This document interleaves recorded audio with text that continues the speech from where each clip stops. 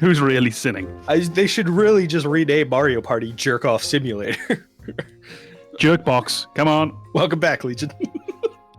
It's just Baldur's Gate 3 became so much the zeitgeist of the gaming community that, like, yeah, even if you didn't own the game, you know almost everything there is to know about these characters. Well, oddly enough, you could even just rate them on, like, the horniness. You know what I mean? Because that is how most of us rate them anyway. Most of the people played it as a dating sim, so... Yeah. Which is why Lae'zel is up top, because she's amazing. Oh, right? Tell me about what? I just like the voice actress. Oh, my goodness. Well, I'm Googling that now. Fucking hell. Hey, if they came up to me and said, hey, look, we want you to voice AMKomnenos, I'd do it. That'd be my whole thing. Come on, let's hear it then. Let's hear it. Well, it'd be my own take on it. Oh, right. It wouldn't be anything like you at all. Howdy, y'all. This is my Legion. Isn't it good? You know how Cobb starts off every episode by going, yeehaw! Yeah.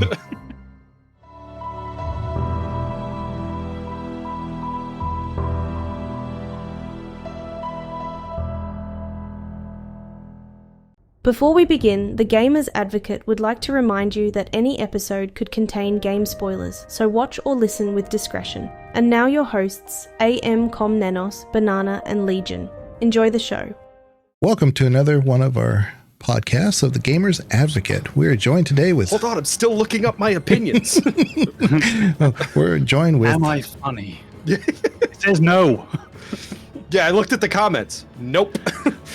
We are joined with the unfunny BananaHammockRepublic and the sometimes funny AMKomnenos and the always funny and the black hole of comedy, Legion.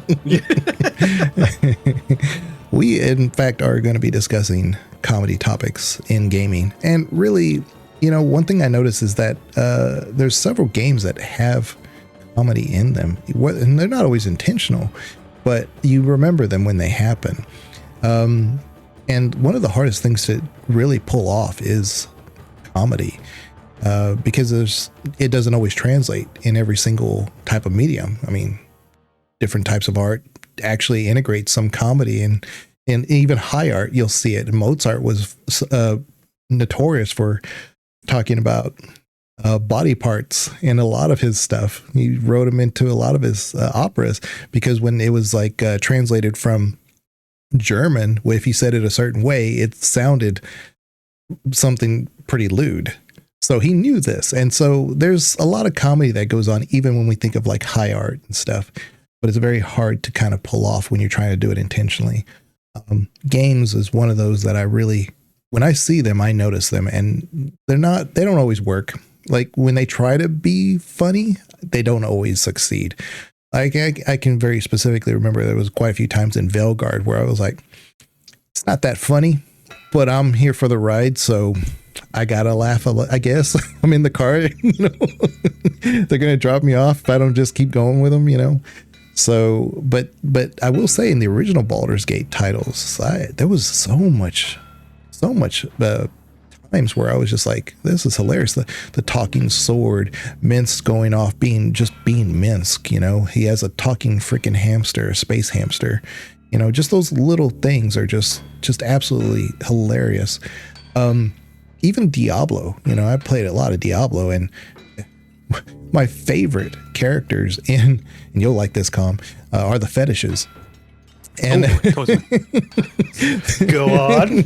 The little fetishes in Diablo 2 where you're in the jungle, and they're right on each other's shoulders, and they come at you with like these knives that are as big as they are, and if you knock one off, then the other one comes and still tries to attack you at your knees and stuff, and they shout out this thing like, Rakanishu, and it ends up just being like this rare boss well, it's not rare, it's just the first named boss that you run into, but just those little things are just so funny. And they're not really, like I said, always intended to be funny, but just the scene itself, because Diablo's so serious and there's so much going on and it's so captivating. And you got these little guys trying to bite your ankles. But what, you guys have any games that you can think of that maybe are off the top of your head? Yeah. Well, But there's two very different tones. There are games that are funny, and then there's games that in moments are funny, or they have these moments that make you laugh. So I was making a few very quick notes of just series that came to mind. The first one was a series which is meant to be funny most of the way through, which is Fallout. Fallout is full of incredibly funny lines. Particularly New Vegas, I think they really hit the ground. I will always just remember that beautiful moment of, they asked me, do I have a degree in theoretical physics? I responded saying, yes, I do have a theoretical degree in physics. Beautiful. Just outstanding work. Hitman, which I think is just inherently funny. I don't know if it was meant to start off that way, but when they realized what their physics was doing, my goodness. And if you go back now and you play the challenge runs and completionist runs of the Hitman trilogy, the modern day one, it's all stupid. And it's all wonderful, and I would do nothing to change it. And I think they're meant to be funny all the way through. And you can probably pop Yakuza on there as well, which is really a special kind of funny. Then you've got games which are maybe a bit more serious, not serious, but more serious. And then they have their moments. So The Elder Scrolls, I think, isn't meant to be funny all the way through, but they have their moments. And I always remember just laughing out loud at the quest in Oblivion where there's the rats in the cellar. And then you go in there and the lady actually doesn't want you to kill the rats. She wants you to save the rats, which have been attacked by some mountain lion. It's beautiful. That little turn on the head that you didn't see coming as you expect yet another. Really? Rats? Am I doing this again? So just that moment in the game. And then there's a special kind which I think only exists in gaming, which is when your game is so shit that it's funny. And my favorite one, I don't know if anyone's going to know this one, shout out to you if you do, was by a solo producer of wrestling video games called Dickey. And he made a series of wrestling games, one of which was Wrestling Empire, M like his name, well done. And it's shit, but it's wonderful. Nothing works the way it's supposed to, but he made it into a complete goofy sandbox. Wrestling Empire, I'm putting it out there right now, is the funniest game ever made. I don't care if Portal's got better jokes, it's not as funny as Wrestling Empire.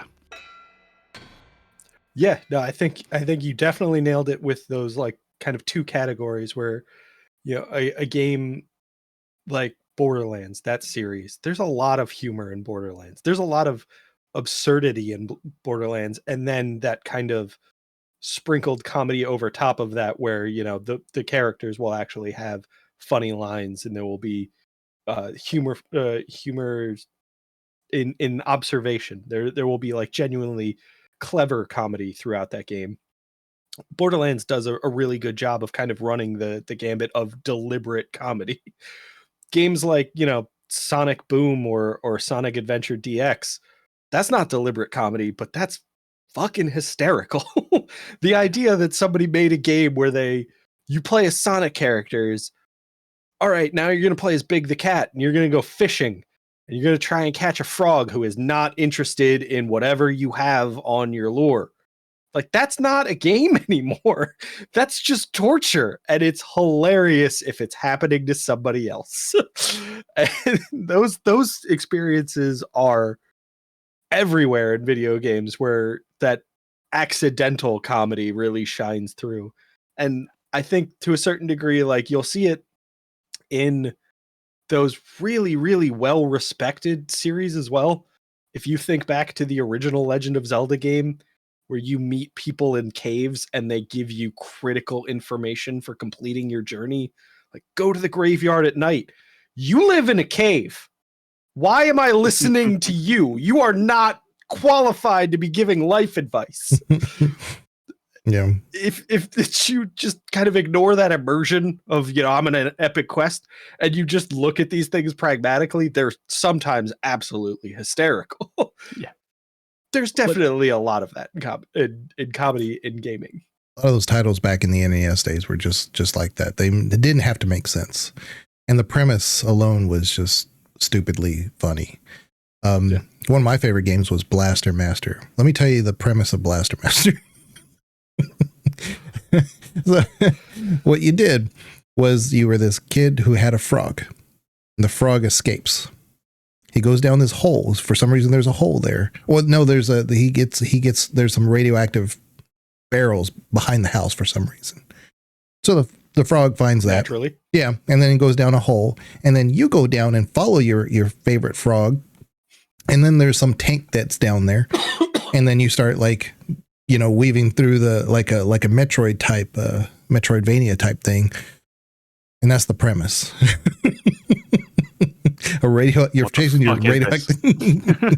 Yeah, it's just kind of ridiculous. I definitely feel like there were a lot of in that kind of retro category now, a lot of like those earlier games where the premise is just so absurd, but you just accept it, you just roll with it, because we were doing a lot of really crazy stuff when gaming was, you know, first developed as an industry. We were just trying a lot of fun things, and some of those things make no sense and still made for great games. Some of them not so much. I think you see a lot of it in the sort of self-made, those little indie projects you get coming out of the UK in particular in the 80s and the 90s. There's a lot of very weird little premises that are put there. I think it's just because we had so little that we could actually do game-wise, and the average hobby programmer making a game at home isn't going to come up with a brand new interesting game mechanic. Not going to. They're going to make a clone of Space Invaders. They're going to make a clone of Pac-Man, wherever it might be.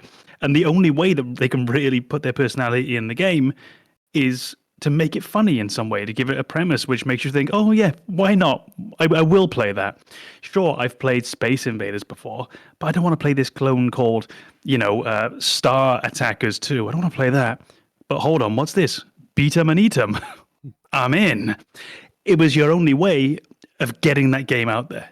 And it was something we needed. Whereas now, I don't think you find that true absurdism very often in gaming anymore. There was one fairly recently that I've forgotten the name of, which I'll remember in a few seconds. But that's a rare beast nowadays, where you used to find that was a huge part of indie video gaming in particular. And you still get some of it. I think was it the designer of Stardew Valley or Five Nights at Freddy's who made the game called Fart Hotel a few months before the game came out, which was essentially just you were shown a hotel, someone farts, and you have to guess who it was. I think it was the Five Nights at Freddy guy. And yeah, and this was just his way of making a really simple game that people might want to play. Obviously, no one did, but it was his way of trying to do that. Did you find it, Banana? I saw you Googling. Was it Thank Goodness You're Here? Yes. Oh, yeah. I know that one. Yeah. Mm-hmm. Yeah, that game, Thank Goodness You're Here, is a very individual game. Yeah. In a day like this. But I think there was a time when games of that style were much, much more common, particularly in that indie boom heyday back in the 80s and 90s. Yeah. I always thought the characters looked like Little Miss Sunshine and things like that from the 80s. They didn't speak like it, did they? Yeah, no. There was a book series for children that really looked exactly like the same style. Same one that I was talking about, the Little Miss Sunshine, or Is Little that what Miss, it was? yeah. I just remember each of the like characters having a unique name, and I didn't know Little Miss Sunshine, but like I do remember a lot of them just being very weird. And then seeing that art style now, I was just like, yeah, those people branched out. Like, this is not what I was expecting. It is interesting that back when the NES and there was a little bit more absurdity and stuff, I guess they didn't think that people would be captivated by the whole, like, let's learn the whole lore behind things like they do now. Like now there'll be like a 20-minute cinematic trailer just to lay down a foundation of a story that really it's convoluted to begin with. Yeah. So now, like I said, now they can't let you just do that now. We can't just make up a stupid story and then maybe you'll like it. The gameplay should sit on its own. I guess you won't ever run into like a situation like Tetris where we know all the Tetris pieces names, but we don't have to, right? Now we kind of have to be spoon-fed all this information about the game in order to think that that's the only way we'll appreciate the game. So it's kind of done a 180 on that. And so that it doesn't lose humor along the way. It just seems to want to rely on, this is the way we want you to play the game. I still don't know those names. I remember them coming up in our very first episode. Something I do very much like in modern gaming when it comes to, well, joking, is how easy it is now in a lot of modern games to have multiplayer. And this is where, honestly, most fun stuff is going to come from in a game. Yeah. As well scripted as a game can be, as well crafted as a joke can be, it's very rarely as funny as that one friend of yours who's the funny guy in your group. That person is almost always funnier than every professional comedian who's ever existed, even if they're objectively not funnier than that professional comedian. And those big worlds that now exist have given us this wonderful opportunity to just joke around with each other. And you can see the earliest evolution of this back in the days, and the one I remember is Project IGI, when you could fire your gun into a wall and it would leave bullet holes. And the big question was always, will there be enough holes for me to draw a cock? Will there? Will there? And there never was, and you had to try all different shapes and you couldn't do it. And then finally a game came out and there was enough that you could do that. And now we're in the online world and I can leave a dick on that wall. And I can leave a dick on that wall and someone's going to come around the corner and they're going to see it. And it's just like drawing one in a parked car in the snow. Now, that is so important because it's this wonderful bonding experience for everyone as we play this game. And this made me sad recently because I was playing Elden Ring. I say recently, it was like 2 years ago.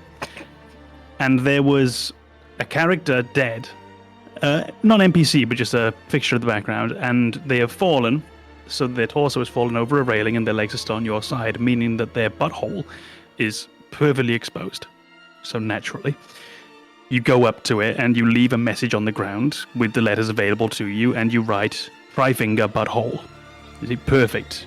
Every time you see this, you laugh, you're happy, everything's great. I went up to one, and you're ready to upvote. Oh, this is going to be funny again. And I went up to one, and someone had written "enemy ahead." And I just worry that we're losing some of our values as a society when I see things like that. Yeah, no, I We've desynced. Yeah, so I feel like downvote. No, like if I load up Dark Souls 1 and I get to Guinevere and there's not a message that says "amazing chest ahead," right? I'm gonna be disappointed. Yeah, but ask like what's gone wrong? Where are our priorities as a society if that is not up at the top? Well, we live in a time that's very fast moving. The world, I mean, just around us. Politically, things move fast. The news moves faster than it ever has. I mean, you can literally find out when something has happened in some small town, the opposite side of the world, 2 seconds after it's happened on, no, fuck that platform, on Blue Sky or on anything else. You can find it instantly. The world moves fast, and it's really hard for anything to like gain traction. So you need these things to hold on to. And if I can't hold on to Try-finger butthole, what am I? And what are we? Words to live by. I saw this one. It was a zombie game. I don't remember the name of it, but it was one that you can co-op with. And the guy was hidden, and he would have never suspected his friend was doing this to him. So that's what made it even more funny. But he had a motorcycle that he was trying to take, get away in. And he was sniping the tires. Every time he would fix it, and then he would like, okay. And then he'd like get behind, and he's like thinking he's being sniped. So he's like, shooting back a couple times, but he didn't know where it was coming from. So he'd get on the motorcycle, and just before he could go, he'd snipe the back tire. Couldn't go anywhere. And this happened over and over and over. And you could see, like, even though you can't see the person, obviously it's a video game character. You could see from his gestures, he was getting so frustrated. Like, who keeps doing this to me?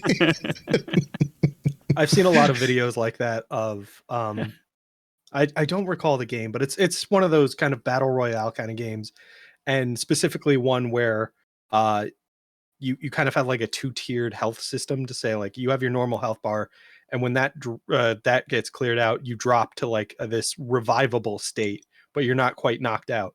And I just remember seeing tons of videos where somebody is sniping from a vantage point, and they're just constantly putting people into that first downed state. And then somebody will come over, pick them up, and then they'll try to figure out where they got shot from. And suddenly somebody's down again, and then they go over, revive them. And that cycle just repeats. And it's like, this is not what the game was designed to be ever, but this is so much better than what the game was designed to be. But interestingly, that's the horrifying part of Full Metal Jacket. It's the very funny part of Fortnite. And that's what gaming really offers you sometimes. It offers you just something so weird and different. And it's hard to quantify because, well, first of all, it's comedy. Like anything funny, it's hard to quantify. You can't say why something's funny unless it's a fart. But we all understand that that's funny and easy to quantify. But it just is. Let's be fair. But something like that. Another Gamers Advocate bold take. The only things that are objectively funny, farts. And we all know why. But that doesn't sound funny. You know what I mean? Like, and if that was in the game as a design mechanic, where that was the intention, it's not funny. And if you're playing single player and an enemy did that to you, it's not funny. Yeah. But if you're the one doing that online to real people, it's really funny. That's absolutely it. Like, none of these things inherently feel funny. In those moments where I'm playing Baldur's Gate 3 co-op and my friend says the wrong thing and suddenly we're in combat and I had no idea what was happening because I wasn't even watching that conversation play out. That's hilarious, but like that's not what was supposed to happen. That's just me trusting that my friend is not going to piss off the city that we're in. Yeah, you mentioned Full Metal Jacket, and the first thing that popped in my head, and I thought you were going with this, was the dog with the eye patch, because I thought that was hilarious too. Oh, that's Metal Gear Solid. Metal Gear Solid, yeah. It's I like was I thinking, said, what the fuck is this? That's my brain again. Sorry. Oh, okay. So yeah. It wasn't Full Metal Jacket. It was Legion derailing everything. Yeah, it was my Get in, brain again. boys. Way more acceptable. Yeah, Metal Gear. Yeah, Metal Gear. Yeah, but yeah, I was thinking like the dog with the eye patch. Snake. Yeah, but that's it as well, and that's a cute, funny thing where you'll see it the first time and you don't laugh, but you do smile because even though the reality is this dog has now been stabbed in the eye or something similar, so it's not great. But he's got the eye patch on, and it's really nice. Yeah, I think video games also give us that opportunity to approach the things that are inherently just bad. Like they're not that there's not humor in an injured pet. That's awful. Yeah. And then you play Metal Gear Solid, it's like, hey, he has an eye patch. Like you can approach these things and turn them into comedy when they are not appropriate for comedy in the real world. And video games are kind of a unique way to do that. The more you think about it, the worse. If you really think about it on just a sort of a moral level and how unpleasant this is, the more you do, the more the execution mechanic in Fortnite is grim as fuck. You have to beat an enemy and then go shoot them while they're down. That's how you end it. The more you think about it, that is vile. But you can shoot this cartoon character in the bum. So it's kind of funny. It just has a way and a tone. You could go over and gritty in their face while they're down. Like that's... Dude, you can. That's a bit funny. Yeah, and you could probably be dressed as Iron Man while you're doing it. Yeah. Like the endless string of absurdities make it okay in that moment, which is weird. It probably shouldn't be. What is so special about video games that let this happen? Because in anything else, I'd think that's really wrong. Is it the spontaneity of it? The fact that it's just someone has chosen to go and do this, whereas if that was in a film, they planned this, they've scripted it, they've written it, they've set everything up. Is it just the spontaneity of it being in a game, which is just, this is funny because one wanker's just doing this for no reason now? I think a big part of it has to do with the fact that morbidity in games is never that serious. I mean, we were all upset. Tell you haven't played XCOM 2 yet. Well, yeah, because the game can't fucking launch. Fuck you, Veraxis. But like we were all upset when Aerith died in Final Fantasy VII. But then when you watch that cutscene where Cloud lets her go, and somehow she sinks to the bottom of this 40-foot this thing's fucking massive. That Cloud was standing in, and it was waist deep 2 seconds earlier. And he's gone as well. Yeah, he's not there anymore. He should be treading water. That's not what's happening. He's just gone forever. I don't think the cutscene would have had the same gravitas, would it? If he's wading out, and keep his head above water the entire time. Maybe that would have been better. Maybe this is. But yeah, I think video games let you approach, especially dark topics, with an air of levity that like you can't get in other things. And it's because at its core, video games are always unrealistic. Like that's the nature of the medium. Even in those moments where the immersion is there and you really care, you can come back to it a week later and be like, shot Rex in the face. Time to save scum. Now Rex is alive again. And that's it. Even in the most realistic, brutal game, you can restart it if you really want to. If everything has gone terribly wrong, every character has died, you've done terrible, terrible things, you can just restart. And you've got a clean slate. It's the most morally questionable idea I've ever heard of now that I think about it, that there is just this great reset button, but it exists. And therefore, you can indulge all of those terrible base vices. I mean, you're not wrong. It's pre-based. Yeah. All right. Moving on. I should have paid more attention, but I was watching football earlier and there was a commercial. We were talking. Yeah. I should have paid more attention because it's a fucking podcast and you're on lost. It was a commercial with the Final Fantasy with Aerith in it and a couple other characters. And I don't remember the context of the commercial, but at the end they were kind of like, join your friends and come with us. And I'm like, she's still around. Shut up. I'm still going to save there. Shut your mouth. Shut your filthy mouth.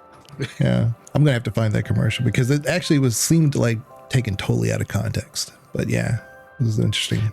But that game, oddly enough, is perfect. End of my sentence. Final Fantasy VII is perfect. It has a perfect example of that because Aerith's sacrifice is preceded by another sacrifice. Another character sacrifices themselves so that you can complete a mission. And without their sacrifice, you couldn't do it.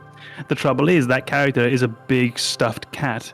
Yeah. It's a big stuffed nobody even Moogle liked in the first place. with a cat on top that can actually be immediately replicated 2 seconds later. So he comes wandering in the middle of the next scene, bouncing around. And you have this absurd situation where for a second you're really like, oh my goodness, I don't like him, but he's dead. Oh no, wait, he's fine. And his theme tune's really funny. And that was absolutely that moment. Is that it's built up as this big emotional climax where you're like saying goodbye. And it feels sad. And then he shows up 30 seconds later and you're like, oh, you asshole. I briefly cared about you. And that's perfect. Like that is just one of those little absurdities of video games. And honestly, one of the main things to talk about funny video games about Final Fantasy and what I love about them is they are funny. Routinely. Those are games that have never taken themselves seriously, even in their most serious moments. So right now, I'm playing through Final Fantasy VI, and there's the big bad guy, Kefka. I mean, there's more, but Kefka is the big bad guy all the way through, who is very clearly evil, but he's so evil that it's just stupid. And he's got an evil laugh. And I don't know if anyone's familiar with the concept of pantomime that we have in the UK. He's a pantomime villain, and it's perfect because he's doing terrible, terrible things. And he's terrible. He poisons a river. Mm-hmm. But then 2 seconds later, he's doing his laugh again. Yeah. And now it's funny. And they have that wonderful balance they always have between just the absurdity. A balance might not even be the works. They definitely lean more into the absurd than they do to the tragic. But it makes all of these terrible events that happen in the game and these messages that you find in the games really palatable because of the way they dress them up in stupid jokes and stupid outfits throughout the entire series, like having that stuffed Moogle on your side, like having Kefka being as comically evil as he is, like having chocobos. We don't have to have chocobos, but the fact that we do and they can dance, it makes everything a little bit better. Yeah, I think in Final Fantasy IX, where you're fighting Kuja and you learn like he's essentially plotting to destroy the entire world, and then you get that confrontation and somebody on your team is like, yeah, well, your tail looks stupid. Like, there are so many other things that you could insult Kuja for, and you pick the fact that he has a tail. He is objectively the worst person in the universe at this moment.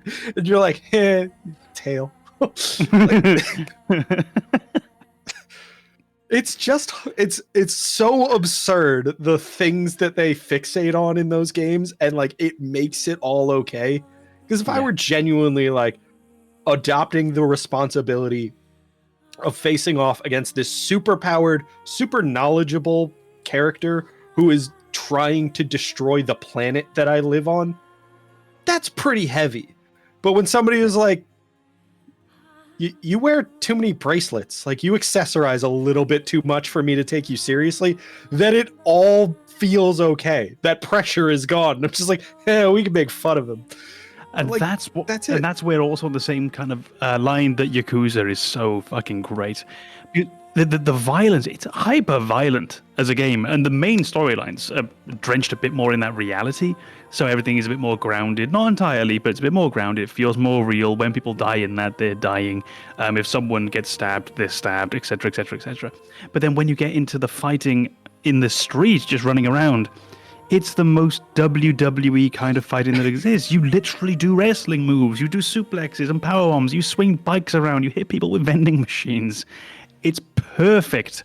And then you've got the quest lines where you have to help someone be brave enough to face a dominatrix. It's just got that... God, the more I think about it, it's perfect. It's just got that wonderful balance, which I think video games, they are particularly good at.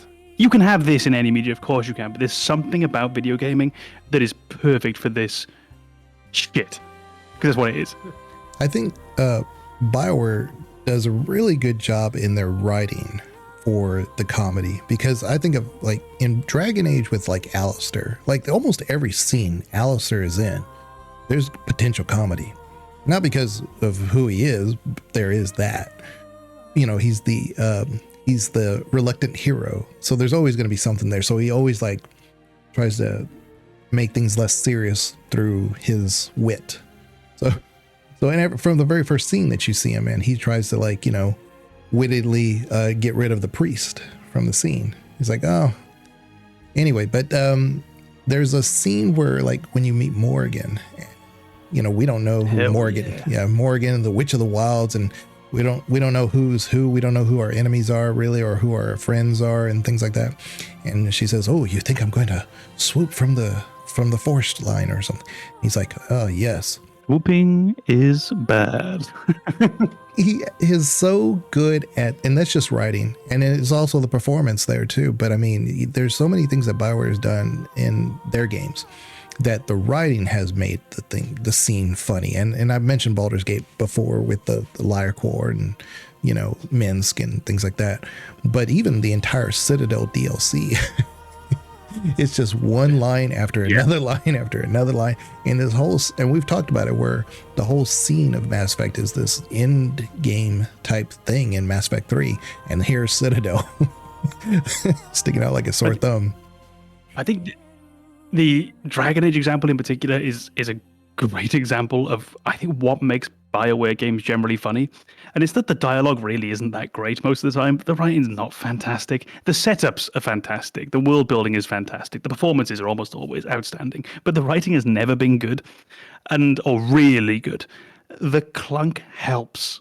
There's something about it that is just funnier. Swooping is bad is an awful line. And I know it's not supposed to be a great line in the moment. It's a bit like the Tidus's laugh in Final Fantasy X. I don't care if it's pronounced Tidus. Shut up. Shut up. Tidus, his laugh is an awful scene, but it's exactly what a 17-year-old awkward kid trying to find a way out of this situation is going to do. It's not meant to be great. But the shitness of it enhances it.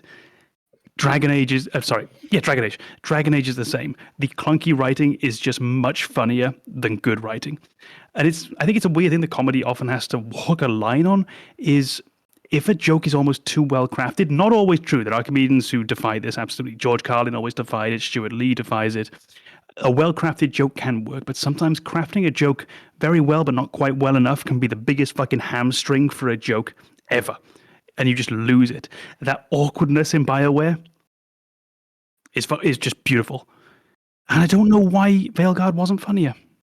Because I don't mean this as a meme, but the writing was clunky. Right. You're right. The performances were great. It just wasn't that funny. So many missed opportunities for somebody to look at Vorgoth and just be like, what the fuck are you? Yeah. That would have been amazing if at one point somebody was just like, are we not going to talk about this? Man is made of smoke. Yes.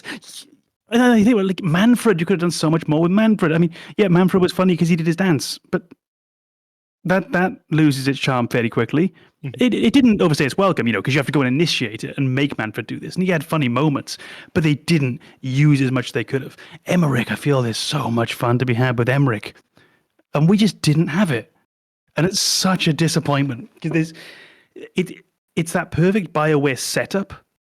They just didn't quite get it right. Mm-hmm. Yeah. Well, I mean, just imagine like if you're like one of the best bands ever and you can be like full of confidence, right? But let's just say your opening band just nailed it, killed it. Like what you're going to have to bring it, right? But that's where I think they got stuck. It's like we have to follow up 3 versions of Dragon Age before us and somehow sell it, even though we're going in a slightly different direction. I think they thought about that way too much. These are the thing where they kind of get in their own heads during the design process. Yeah.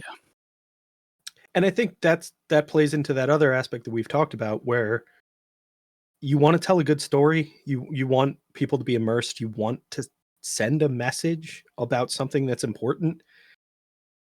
And you almost get kind of too caught up in that, and you forget the way that real life works, the way that even in those darkest times where everything is shit, somebody will have a stupid fart joke and you'll chuckle.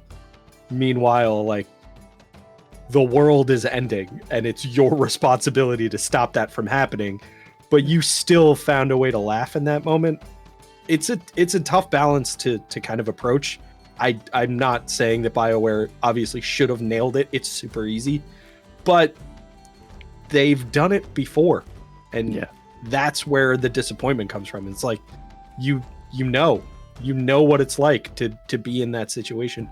There's comedy in Mass Effect 3, and Mass Effect 3 is we're all gonna die, the video game. Like, you've done it before. And that's what video games are theoretically so good at, is a long film is 3 hours long. It's not that much time to get away from the main story, and the side beats that you have tend to be quite short.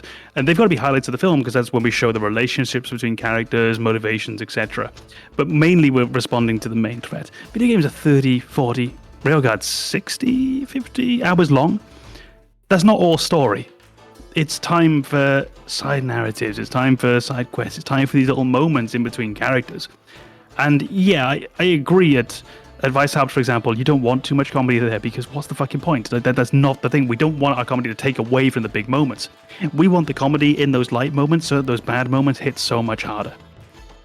And they just let themselves down. And I don't really know where, because I don't feel they tried to not be funny. I felt they tried. Just a lot landed flat.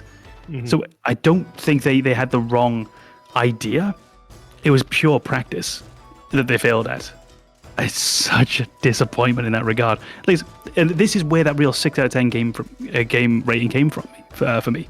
It's not bad, but they missed on so much that could have made it special. Because that's the one thing it really lacks, is there's nothing special about it.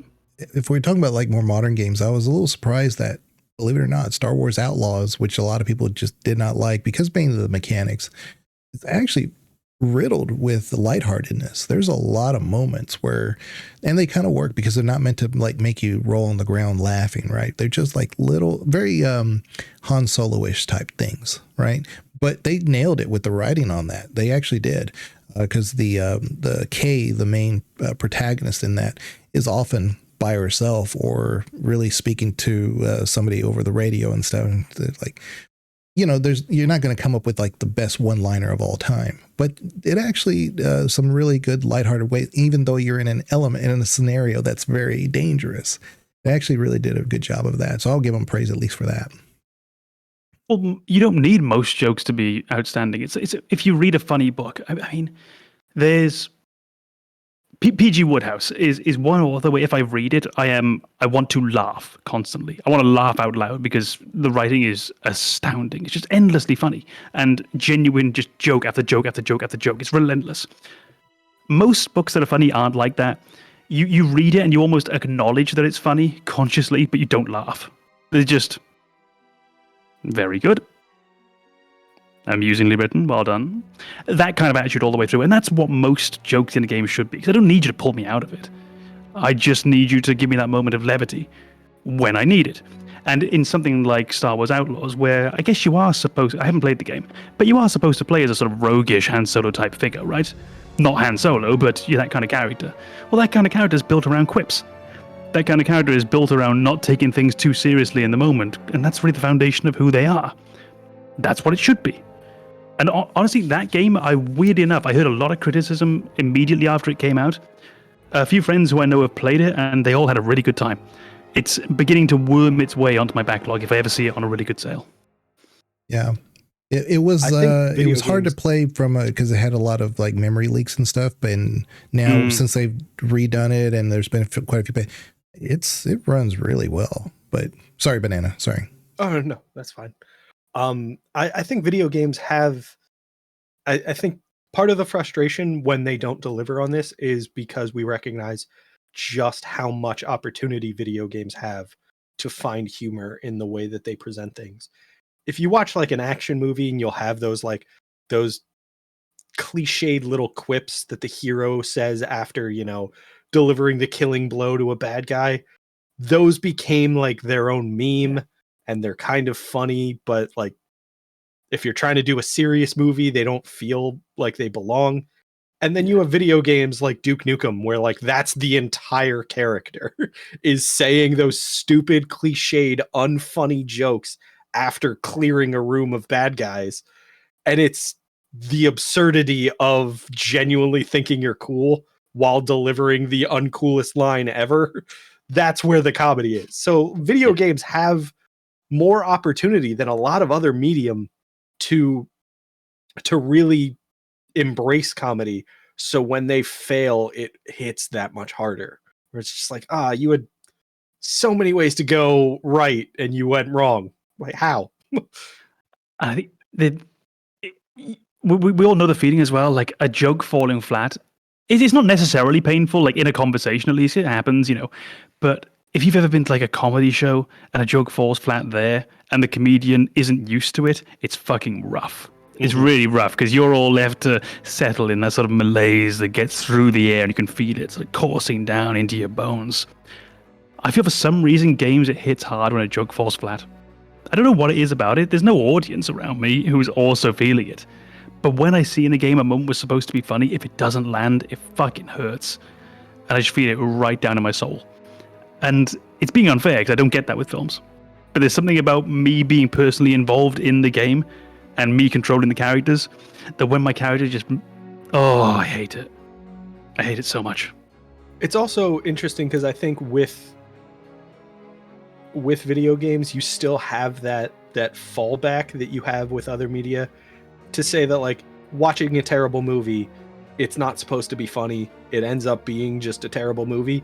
Then you have the entirety of Mystery Science Theater arising out of that, where these people were trying their best to make a great movie and they failed spectacularly. And now some of my favorite memories are from watching MST approach terrible movies and turn them into jokes. You still have that with video gaming.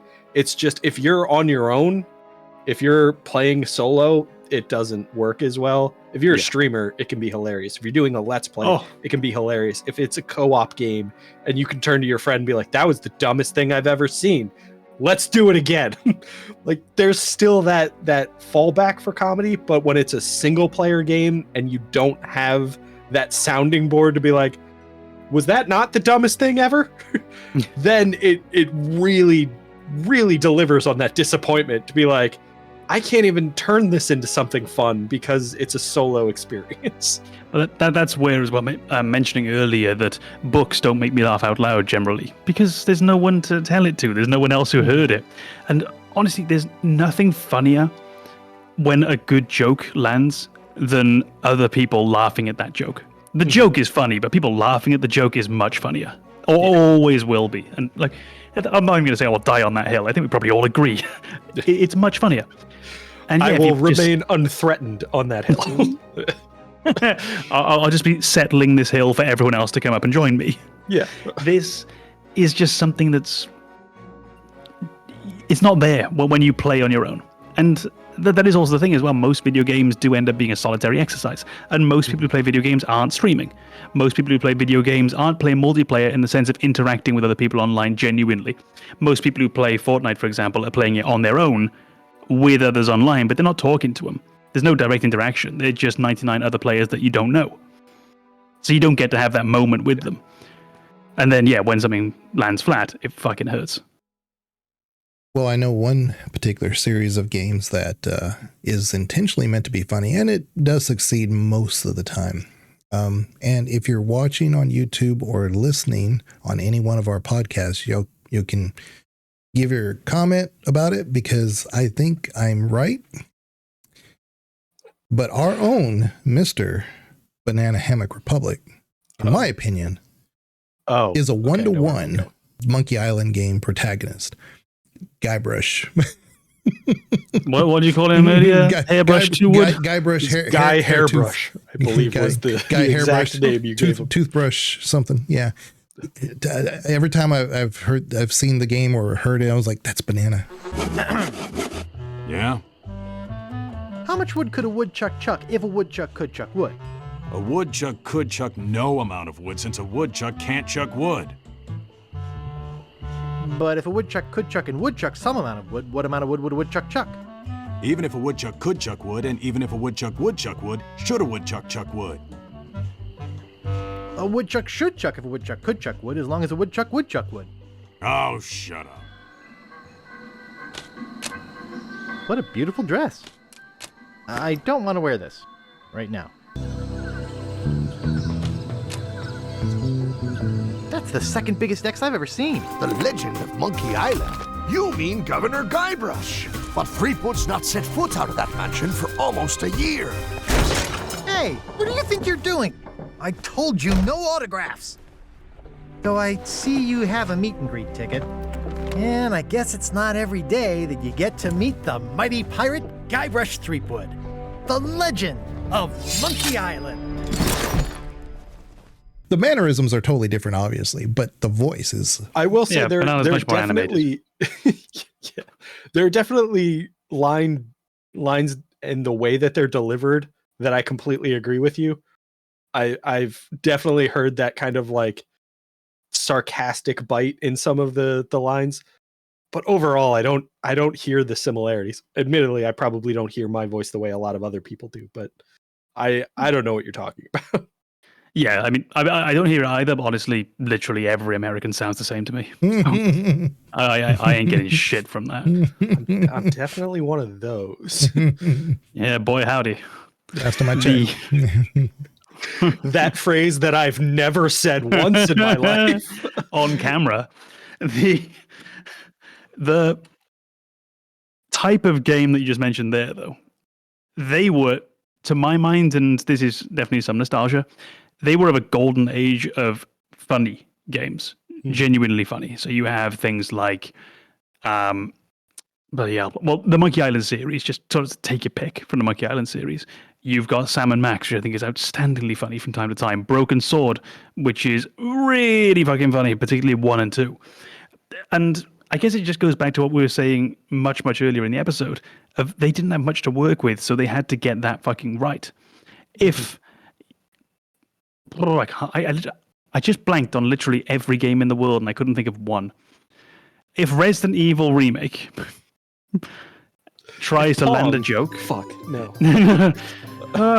If Resident Evil Remake... No, wait, another game. Resident Evil 2 Remake. Tries to land a joke and it doesn't land. It actually doesn't really matter because the rest of the game's there and there's the really cool zombie stuff and there's the haunting and there's the ambience and there's survival elements and there's the interesting normal dialogue between other characters and there's the tension from that other person that you're looking for and there's the puzzles and yada yada yada.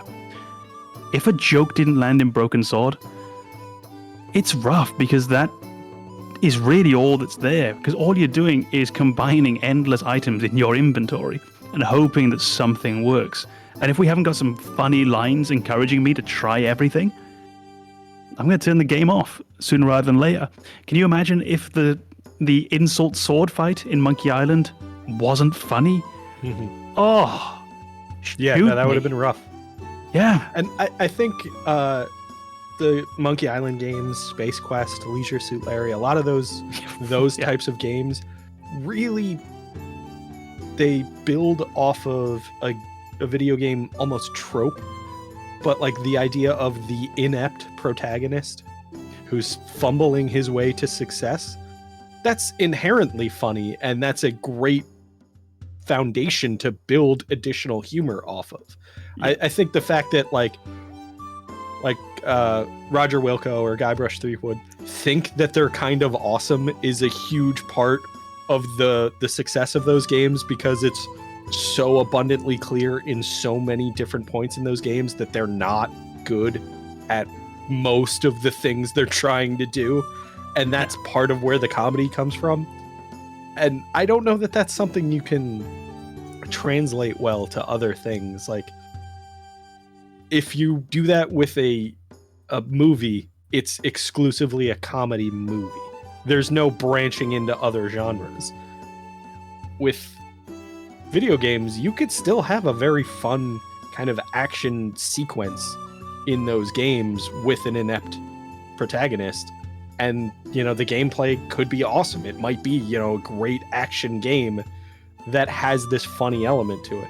Whereas, like, in other media, I feel like you're handcuffing yourself to a specific genre because the medium's not as flexible as video games are. Well, he's definitely not inept, but that's, I think, where a lot of the love for Nathan Drake and Uncharted comes from. Definitely not inept, clearly immensely capable, but also has that clumsy edge and that very unrefined way of being. And I think honestly, it's pretty simple, the inept protagonist and our adoration for them. It's because you only laugh at people you like. If someone you don't like tells the funniest joke in the world, it isn't funny because that guy's a twat. Like, you're just not going to enjoy it. If you think back to, like, the school bully, right? The school bully is going to say some jokes and people are going to laugh. They're not laughing because the joke's funny. They're laughing because they don't want to get beat up by the bully. I was an awful bully. I remember this really well. Okay, I wasn't. This is just something that you do to survive. But your friend tells the same joke and you'll laugh because it's really fucking funny. And nothing is more, what's the word? Endearing than ineptitude. Yeah. It's not a shortcut really to being loved, but it gets you on the way there at the very least. Yeah. So when you got Guybrush Threepwood and he's trying his best, you just want to root for him. And now you want to root for him, so you like him. And now you like him, so anything he says is a little bit funnier. And then because he's funny, you like him even more. And it just really gets these people on your side. And they're laughing at you for the right reason, which, again, in that, like, sort of bully analogy, isn't what's happening. They're laughing there because they don't want to get beaten up. Yeah. With Guybrush, we're laughing because we're just desperate for him to win. Yeah, I think that's a huge part of it, that element of relatability, because I think all of us know what it's like to not succeed at something at least once. Have you seen Legion? Not a chance. I think there's, with even the things that we're very good at, there was a period where we were not very good at them. So that effort to try something new and fail is relatable. It's endearing immediately because it's a shared experience we all have. So when you see a hero who's trying his best and not executing well, you're still kind of hoping it works out for him because he's trying his best. And then when it miraculously does work out, you're like, yeah, he didn't learn anything from this, but whatever, he won. I have to tell you this one, because this is just exactly how I felt. So, in my course that I currently take, we have this one mathematics teacher, and he writes down the problems on the board. And then when you watch back the webinar later, which is what I would do, you watch the recording. He leaves every mistake in, every single one. And all of us love it because it's just really endearing, because it gives you that confidence of, oh, well, he's the teacher and he can still make mistakes. So obviously we're allowed to make mistakes. And just, it's a very humanizing thing. And then there's another teacher, another class. And this teacher leaves the errors in and then puts a quiz like, did you catch my deliberate error at 4 minutes 21? And you just think, fucking twat. You know, and I've got no affection for that guy at all now. None whatsoever. Because he's unable to accept that imperfection that makes the other so endearing. And I think Guybrush Threepwood in particular is so aware of his own incompetence that there's just so much to love. Mm-hmm. Yeah, I think Guybrush is actually kind of that weird balancing act where they have that confidence that is completely unfounded, but it's presented to you in a way that makes him more likable. Yeah. There are those protagonists where they're immediately confident to the point of arrogance, and you don't like them, and it feels like that's almost where Guybrush should be, because he almost comes across as genuinely believing he is awesome, but it's so much of it that it's just like, oh, he knows. It's just this is the only way for him to keep going, being as incompetent as he is.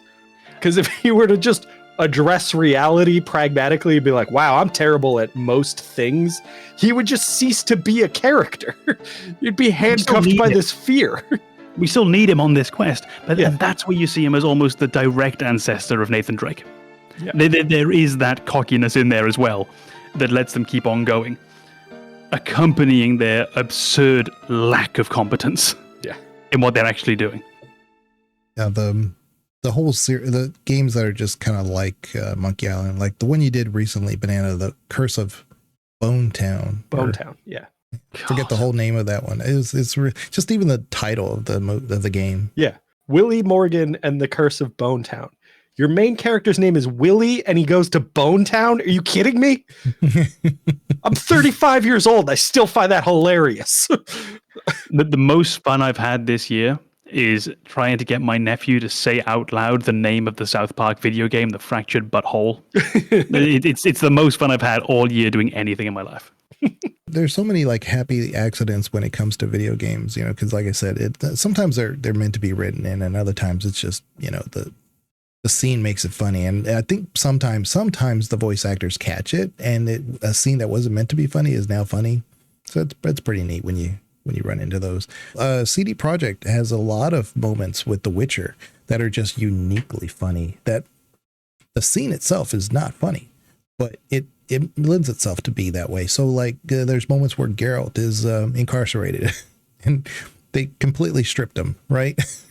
And he's got to make, now a lot of games would have ordinarily said, okay, the way you get out is just a cutscene this way and that. No, they make you go through the whole thing. You got to fight naked. I mean, in itself, like I said, on the surface is not funny, but the scene around it is kind of hilarious. So you're this Witcher that everybody's supposed to, well, they want to make fun of him to begin with just because of the fact that he's Witcher. He's a mutant, but you actually have to fight your way out in your underwear. Well, go back and look at Metal Gear Solid 2. Raiden's evasion maneuver is a cartwheel. At one point, he has no clothes. Did we change his evasion maneuver? No. He keeps doing the cartwheel, but with his hands over his junk. It's astounding. That's perfect. Why did we even bother making games after that? We could have just stopped. Yeah, there's a moment in Cyberpunk 2077 where at the No-Tell Motel. Yeah, there's the No-Tell Motel. Yeah, that Kong had no idea what he was in for at the time. Keanu Reeves' character is on the ledge, and you and I forget his name, are having this conversation while you're like scoping out Arasaka's warehouse and stuff.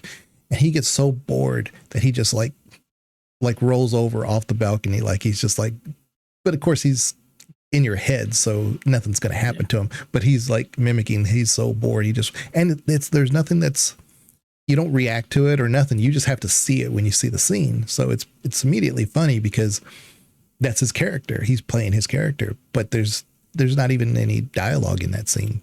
So it's pretty neat. I also think we need to credit CD Projekt Red with all of the comedy surrounding accidentally romancing people. I mean, Com knows all too well how that works out.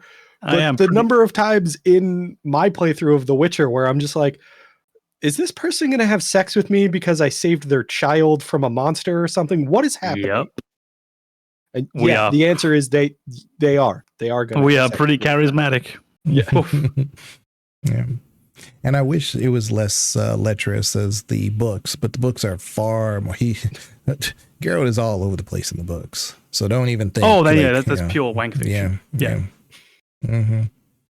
Yeah. Like all these, like if you ever watch the TV series with The Witcher and stuff, like this evil witch or that one's doing this. Well, Geralt's been with all of them, every single one. Everyone that you saw in there, he's been with. So, Man, the author needs to rethink so many things. yeah. So when they start talking about lore, do you mean and revisit so many things? Yeah, in more detail. Yeah. Standalone books. but this whole thing, like series, most recently, like Ciri can't be a Witcher and blah blah blah, this and that. That's not consistent with lore. Did you even play the game? Because I don't even know if you read the book, if you played the games, because there's a lot of stuff that was left out. Has anyone said that? Because I played the game for like once. It doesn't seem that weird. I'm just saying. Wasn't that the whole point? I feel like this is almost that like one of those manufactured outrage things, because I've seen a lot of people talking about like, if you're upset that Ciri is going to be the protagonist of Witcher 4, then you haven't been paying attention. And I haven't actually seen the people who are upset about Ciri being the protagonist, but I have seen the response to that outrage. And I was just like, maybe wait for the outrage to happen before you start addressing it. And it starts now, down with Ciri. Speaking of which, I am furious that Ciri is the protagonist. Furious, I'm enraged. What are you, Legion? We can definitely have a Witcher moving on. That's episode. What Legion is.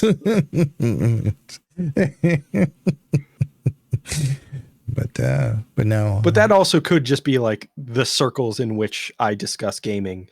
That outrage doesn't exist there because these are people who have been paying attention, who have read the books or played the games all the way through to know what's going on with Ciri and Geralt, and they're totally on board with this.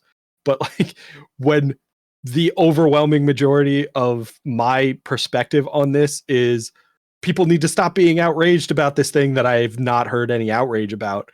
It's just like people need to stop being outraged about outrage because it doesn't exist. Apparently. Oddly enough, my normal regular internet use, I have actually not seen even any negative shit about Veilguard. I had to go and look for it. I know this is much more prevalent, don't get me wrong. And as soon as you type it in on YouTube, it's going to be the first thing. Yeah. Whereas if you type in The Witcher 4, I doubt the first video is going to be Ciri shouldn't be the Witcher. It's more on like other social media when you like Twitter and stuff because there's then who gives a fuck, man? Reddit. Who gives a fuck? Yeah. Well, I'm saying that's where you'll see a lot of it. So. Oh no, I'm agreeing with you. Like the who gives a fuck about them? Fuck them. Twitter is the platform of shit I don't care about. So yeah. Twitter, Reddit, and all that. But anyway, coming back to comedy. No, we're done now. No, but Twitter, I think you can very simply ignore. Just in life, it is the most useless thing in the world. Nothing good comes out of it. And honestly, I think my main issue with Twitter is if that was a real place, right? If you went to a public square and you were listening to everyone around you and that was the shit you were hearing, you'd fucking leave. You wouldn't hang around there all day listening to that bollocks. So why would you go on the fucking website? Nah, Twitter you can safely ignore. Are we going to get sued? Nah. I mean, we can only really get sued for slander if it's untrue. So I think we're in the clear. Woo! Time for more bold takes. I don't like McDonald's. Yeah. I feel like that's it 100%. The McRib is that chemical that's released in a pregnant woman's brain to prevent them from remembering the pain of childbirth so that they'll consider bearing children in the future. That's the primary ingredient of the McRib. I'm not sure exactly why this came into my mind, but I just ended up on my favorite heckle that I've ever received during a Twitch stream. And this is a long time ago. And I've probably only been doing it for about 2-3 months at a time at a relatively small audience. And someone just came in and dropped one chat line, which I've never forgotten, which was just, "You've got shit hair and I hate you."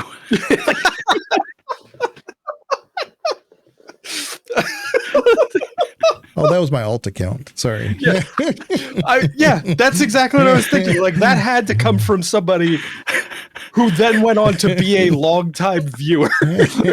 Lou. Yeah.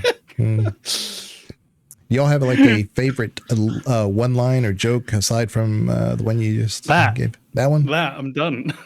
You can't beat that. How about you, Banana? You have a favorite joke for our humor podcast? episode? Yeah, make us laugh. Yeah, no, that's not why I'm here.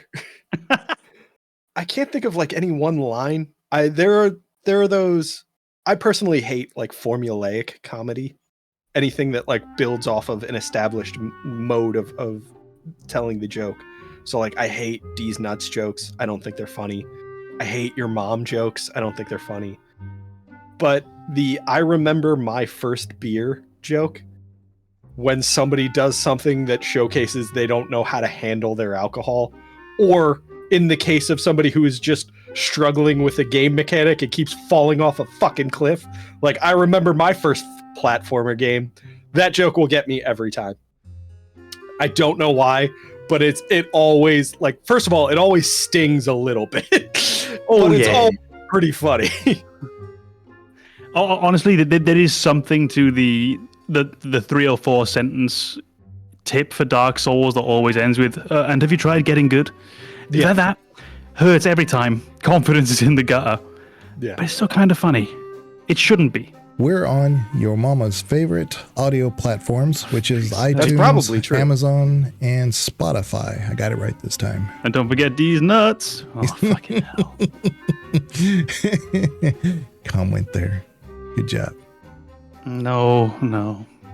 You should be ashamed. No, because even as far as D's nuts jokes go, that was fucking terrible.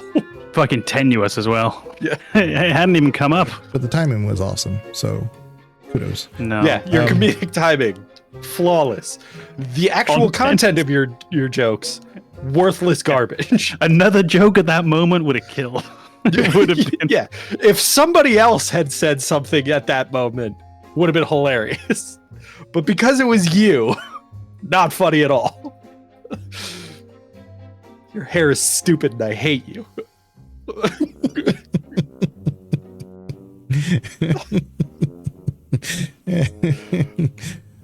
So when you catch next time you catch Com on stream, make sure you make that your comment.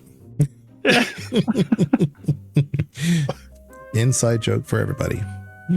Yeah, the next time I play Super Mario Sunshine, you can say I remember my first platformer, because I'm gonna die 400 times playing that fucking game. Oh, you can play it right now. It's called Astrobot. But yes, we will see you next time, and hopefully like, subscribe, and be sure to comment and tell us how much Banana sounds like Monkey Island.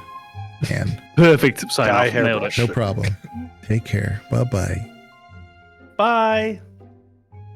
If the top comment for this video is not "your hair is stupid and I hate you," I'm going to be amazed.